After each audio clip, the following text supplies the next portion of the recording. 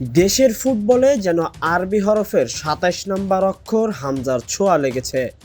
আরবিতে নামের অক্ষরটা যেমন এক, হামজা নিজেও এক। তার প্রমাণ তিনি নিজেই দিয়েছেন আজ বাংলাদেশের ফুটবল প্রেমীদের। সবাই যখন স্পন্সরে আঁকা জার্সি পেয়ে প্রফুল্ল মন নিয়ে ভারত বধের জন্য প্রস্তুত হয়েছেন, সাথে থাকা ওই হামজাও প্রস্তুত হয়েছেন, তবে গায়ে ছিল না কোনো স্পন্সরের ছোঁয়া।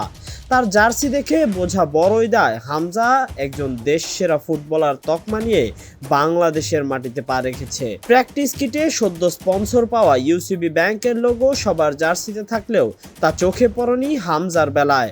প্র্যাকটিসে এ প্রান্ত থেকে ও প্রান্ত হামজা ছুটেছেন কোনো ব্র্যান্ডিং ছাড়াই, দেশের জন্য নিজের ক্যারিয়ার স্যাক্রিফাইসে। তবে এই কি ছিল প্রতিদান?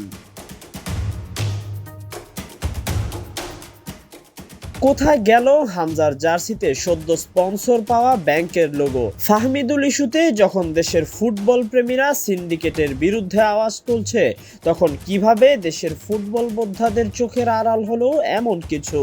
হামজা সাধারণত যেই সাইজের জার্সি পরে মাঠে নামে, সেই সাইজও দেখা যায়নি তার গায়ে। ঢোলাঢালা লাল কাপড়েই যেন মুড়িয়ে নামানো হয়েছে দেশের সন্তানকে। এই সম্মানের জন্যই কি তবে হামজা বেছে নিয়েছিল লাল সবুজের পতাকা, নাকি জার্সিতে লোগো না বসানোর পেছনেও রয়েছে ভিন্ন কোনো কারণ? বাংলার প্লেয়ারদের সাথে চুক্তি বনে গেলেও প্রিমিয়ার লিগ খেলা হামজার সাথে চুক্তি বনেছিল তো, নাকি এর পেছনে রয়েছিল আরো বড় কোনো কারণ?